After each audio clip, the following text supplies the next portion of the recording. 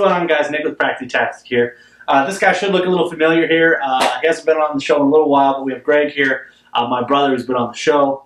So we talk guns pretty much our whole vacation. That's pretty much what we've done. And today we were talking, and he brought up a term I had not heard at all on the show, dead space, and kind of talking about in the area in regards to clearing rooms and what dead space is. Wasn't familiar with it, so I had Greg tell me all about it. I thought it might be something I'd really like to share with you guys because it's something we haven't discussed on the show. So Greg, what is dead space? So dead space doesn't particularly just pertain to a room. It can be anything. But say in a room, it's just going to be an area that you know exists, that you know you have to clear, but something is blocking your view. Something is keeping you from being able to clear that with just your eyes. Something that you are probably going to have to go up and actually physically check. That's basically what dead space is. An area that you know exists, but you can't see. Okay. Now obviously, guys, we're going to show you guys little examples here and maybe some ways to approach it. Now obviously, anytime that there's room clearing, there's so many different variables and what could go on. This is not, we're not telling, here's the way to do it. We're not telling you this is, the be-all, end-all. Greg's just offering up his experience, obviously being in the Army in Iraq. So we're going to show you guys what dead space is and maybe some ways to approach it. We've kind of set up a little room here in a place we're staying so we can give you guys examples of how we're going to set stuff up, how we're going to approach it, so you guys can get an idea of what dead space is and how to approach it, especially really, I would say, important in regards to like a self-defense aspect, not just room clearing. So if you're at home, these might be some things that are maybe good to set up for someone's self-defense, and obviously, if you have to do something in your home, this can be very important too. So guys, we're going to set up here, and we're going to show you guys some examples of what dead space is, and then how to approach it. But I'm going to give you some examples of what dead space is. Say, for example, if I'm making an entry to this room through this door, I can't exactly get right here, but you can already start thinking in your head where the dead spaces are going to be. If I immediately come through this door and this safe is in the way, here's an example of dead space. I know all of this space between here and that wall exists, but I can't see it when I immediately come through this door. So that's also an example of dead space. If you were from my angle, right here, it's easy to find the dead space. For example, this couch, right here. I know all this space between the back of this couch and this wall exists, but from that angle, I can't see what's behind here. You got a little bit of dead space here. I mean, this is just an example. This isn't a big one, but you can see, you don't know what's back here. Those are just like simple examples of dead space. Clearing it is going to be a little more common sense, but there's some things that you probably want to steer clear of when clearing a dead space. All right, so now that we pointed out some of the dead spaces in this room, we can talk about different ways to clear it or things to steer away from. I'm going to be seeing my brother's AR-15 here. This safe, it's on safe. So say this is our point of entry. This is where we come in the door. And like we talked earlier, this right here is all dead space. I know it exists, but I can't see it. Obviously, if you're ever clearing a room, one person isn't the ideal amount of people you want to clear a room. But if it is just you and it's in your own home, a lot of things like just simple things, like even you can still pie. You can pie dead space even all the way around. That's probably be the best I would use for this. I mean, unless you think you can just whip it and clear it. That's pretty simple. That's a lot more amateur, but like for these couches, these are when things are going to get a little more,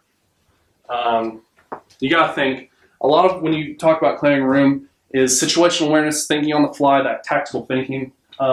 There's no real way to clear a room, or a dead space rather, because if you actually clear a room, you're going to be holding the dominant points of the room or dominate the room. But say you are clearing dead space, something I have seen that a lot of people do is actually try to come up over like this. I wouldn't do that at all. Because number one, that's not steady. Number two, if there is somebody behind this, they can just throw you off the couch. I wouldn't steer clear. I always try to actually go around it, So if I was going to do the same thing, that's how I would do it. I mean, you just kind of got to use common sense. If it's a small thing, like, say like it was this couch, you know, instead of like trying to actually like peer behind it, if I can just like kick it over or flip it out of the way, that would be how I would do it. But there is no real like right or wrong way. It's just using common sense to really clear these dead spaces. Now, just something to point out, you switched firearm sides when you were clearing. Obviously something that's important that you did instinctively that other people might not think about. Yeah. Let's show there real quick about why you switched the firearm. So this is, you can actually come back to like pieing something off. I'm right-handed dominant. I can shoot either hand.